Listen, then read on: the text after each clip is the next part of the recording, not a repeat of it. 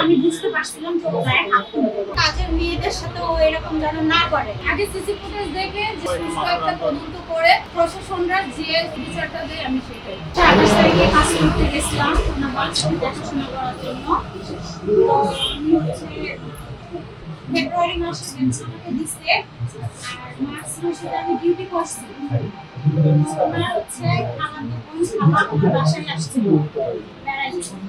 আসার পরে আমাদের হচ্ছে কাজের করার জন্য একটা শ্যাম্পু নেওয়া হয়েছিল, সেই শ্যাম্পুটা পরিমাণে বাথরুমের পরিমাণে রাখছিল। রাখার পরে ওনার খাবার দোকান নিয়ে এসে করার জন্য আমাকে আসে সে খারাপ বসে করে বকা বসে। আমি বলছি আপনার এই বিষয়ে আমি কিছু জানি না। পরে কি খারাপ বসে আমি বলছি আমার দেশ ভাই মাথাটা বন্ধ রাখি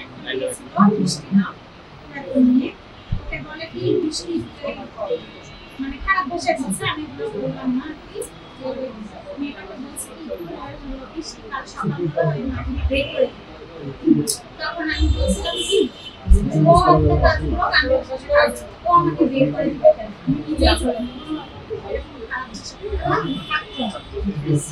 পরের দিনে সেই দিনই আর কি 4টার সময় এগুলো বক্তব্য সে মার্চ মাসে 14 তারিখে সকালবেলা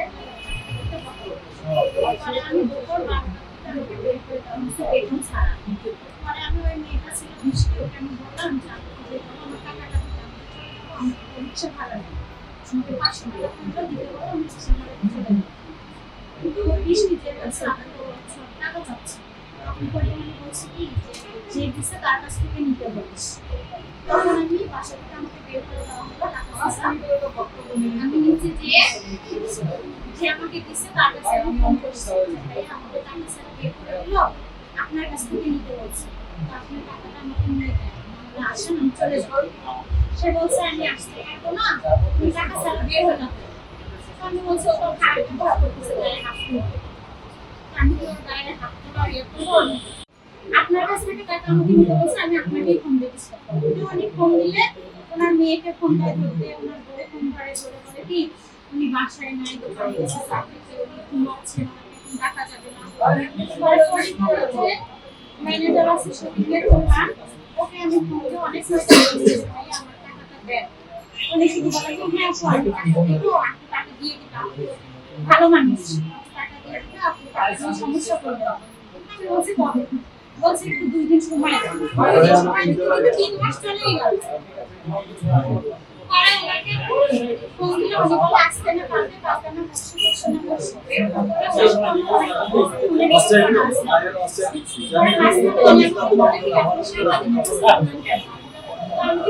সময় দিচ্ছি, সে সময় টাকা দেয়নি। টাকা নিয়ে দেওয়ার পরে সাংবাদিককে ফোন করছে, আমি সাংবাদিকের কাছে বলছি যে ভাইয়া হ্যাঁ যে সমস্যা এগুলো বলছি, এই জন্য টাকা দেওয়া হয়নি। আমি তো ওনার কোনো ক্ষতি করিনি, আমি ওনার বাসায় কোনো ক্ষতি করি না বা উনিও আমার ক্ষতি করেন। আমার ভালো লাগে না, সে আমাকে টাকা দিয়ে বের করে দিত। আর কাউকে বের করে দিলে কিন্তু 3 মাসের বেতন একবারে দিয়ে বের করে দিতে হবে। আমরা হচ্ছে চাকরি করি জানি, আমি এর আগে গুলশানে কাজ করছি অনেক বাসায়, কখনো এরকম আমাকে এত করতে হয় না। আমি কোনো নির্যাতনের শিকার হইনি, আমাকে খারাপ ভাষায় বকাবকি। আমি বুঝতে পারছিলাম যে ও গায়ে হাত তুলবে, ও মদ খেয়ে এসে আমার সাথে খারাপ ব্যবহার করছে। তো আমি বুঝার সাথে সাথে ওখান থেকে বের হচ্ছি যাতে আমার গায়ে হাত তোলা হয়। পরে আমি চলে আসার সময় টিঙ্কুকে বলে আসছি, কারণ টিঙ্কুর আগে আমি গেছিলাম। আমাকে যে এভাবে নির্যাতন করলো, আমি যে ওর শুনে কান্না করলাম যে আমাকে নিয়ে যান ওইখান থেকে, অবশ্য এটা তো এজেন্সি, আমি তো ওর বাসায় এমনি যাই নাই।